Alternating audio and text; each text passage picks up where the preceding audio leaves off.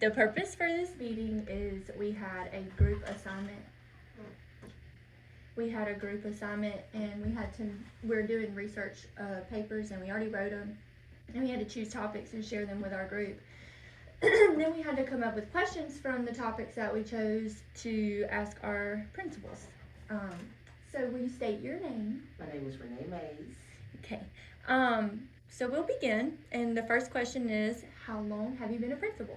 I have been a principal for 10 years. That's a long time. It is. Second question would be, what made you want to become a principal? I wanted to become a principal because I feel like I have a lot to offer. I enjoy working with everyone. I enjoy being an assistant principal, and I always felt that if I was given an opportunity to be a principal, I could possibly do things differently. I've had 4 of the best principals ever to work with, and I was able to glean something from each one of them. That's awesome. Third question. Now, this is going into the topics specifically. I just asked those first 2 to get to know you a little bit. How are new teachers, or even novice teachers, so like 1st to 5th year teachers, supported by you as principal?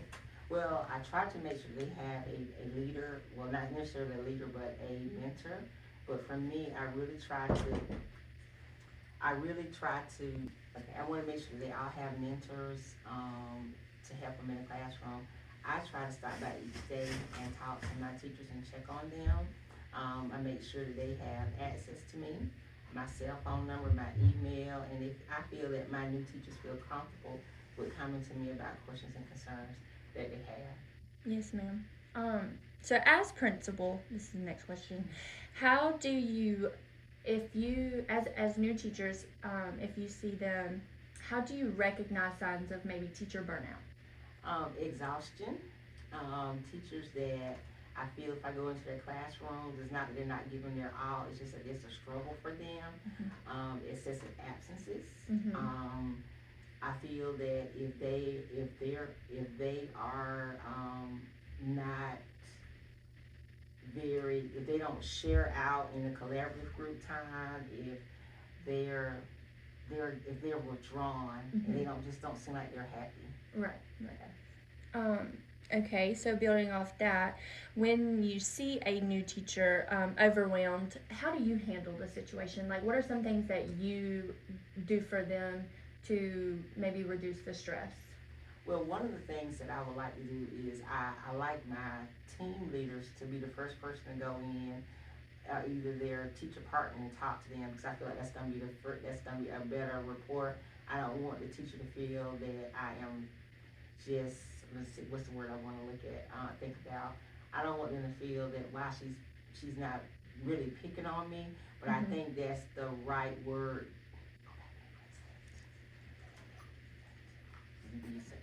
I want the first line to be their teacher leaders or either their partner teacher.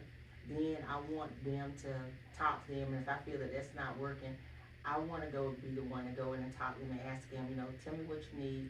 How can I support you? Do you need some time away?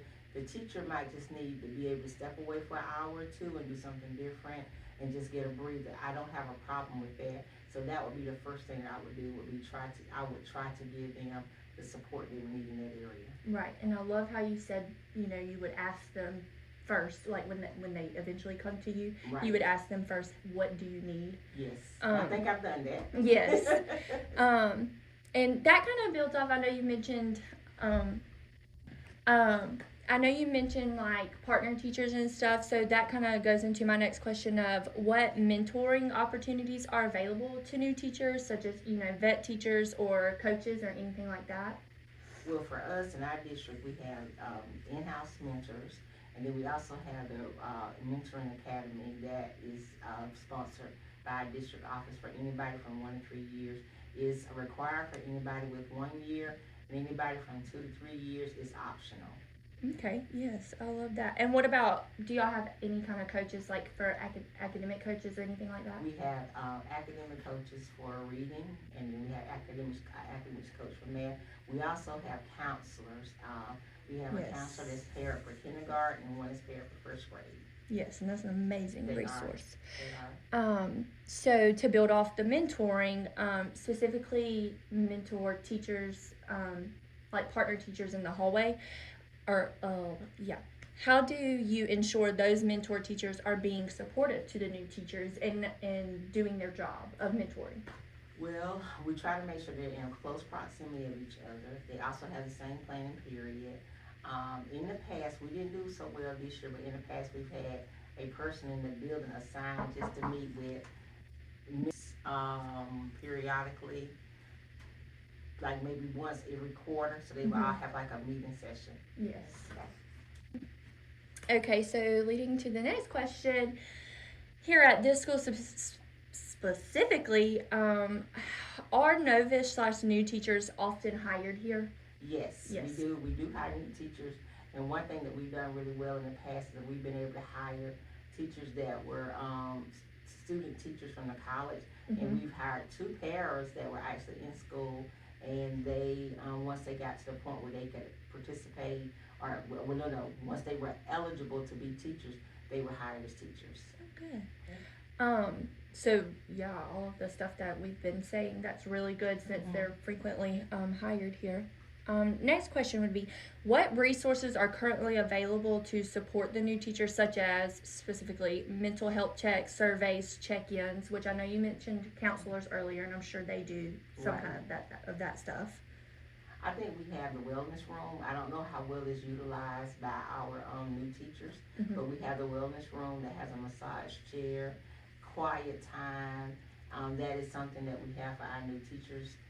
We try to give them as much support. We do the academic coaches and I call it my SPT, which consists of academic coaches, the counselors, myself, and Mr. Bowles. We do try to talk with them each day, or at least check in with them. And also during our meetings, we have time where we just discuss if we see a teacher that's struggling or needs help.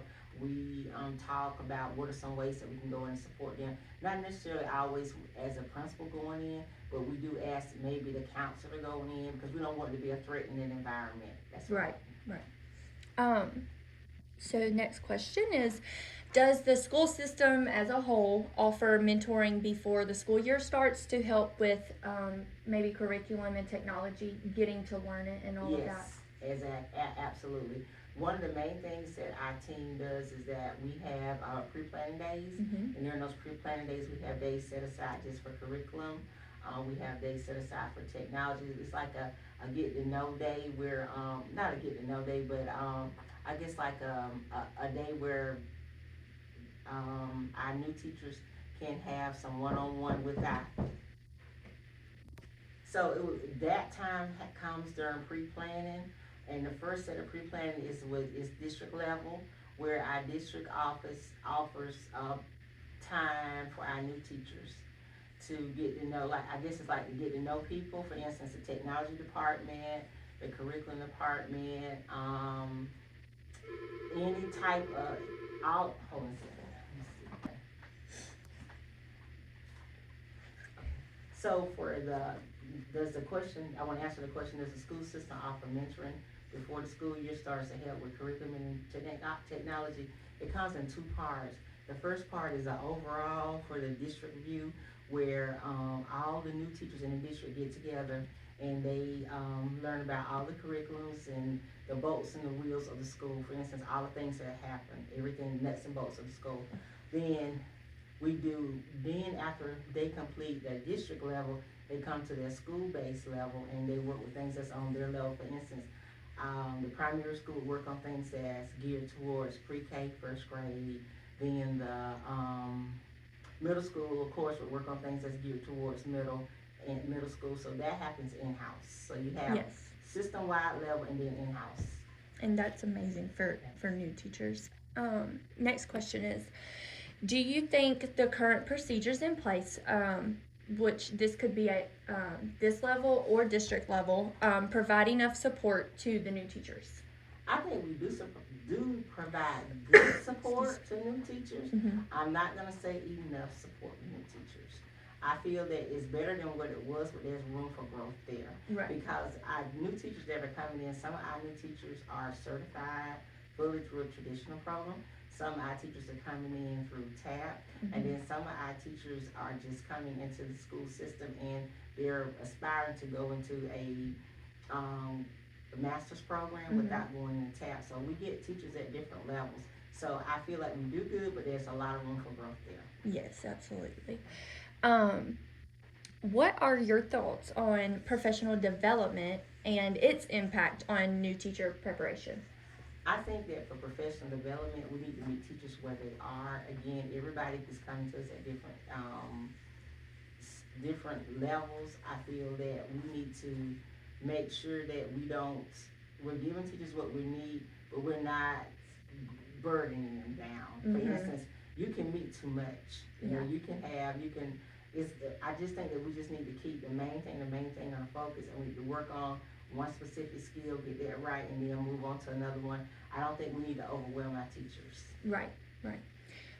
So building off that, are professional development opportunities encouraged for new teachers to attend to support new teacher morale or learning new things such as like classroom management skills, how to handle behavior, how to handle those kind of things, and new strategies to implement in the classroom? I think one of the things that we have is our RESA. Our local RESA does a great job with that, and they have opportunities, and we do send our teachers there. So our teachers get a chance to look at the catalog and see what classes are being offered, and then sometimes we do suggest certain teachers to go to different areas. I think one thing that we could do a better job on is tapping in we have a lot of experts in our building that can really do a lot with professional development. That would also help our teachers, because I'm going to really learn more from someone who I have a relationship with. So I think for us, we need to tap in on the professionals that we have in our building. That would do a great job with helping support our teacher morale, because they're part of the school. Right, and using that in-house resource. Yes. Last question. Is there anything else about how you or the school system supports new teachers that I should know about, or maybe I didn't ask or cover during this interview? I think you did a good job with it. I think for us, one of the things that we just need to do a better job at is making sure that we continue with the monthly meetings. At one point, we had dedicated times for monthly meetings with our new teachers, and always give our new teachers a chance to come to us if they need something or if they need something differently. I always have an open door policy for them.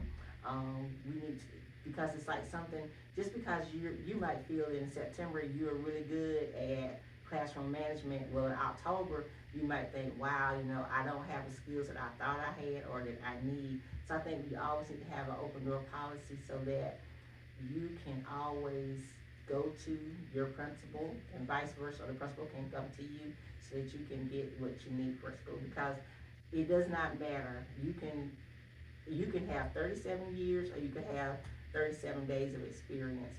Everybody needs support. Absolutely. Well, I just want to thank you for your time, and thank you for answering all of my interview questions. Okay. And clean the ones up before anybody else hears it now.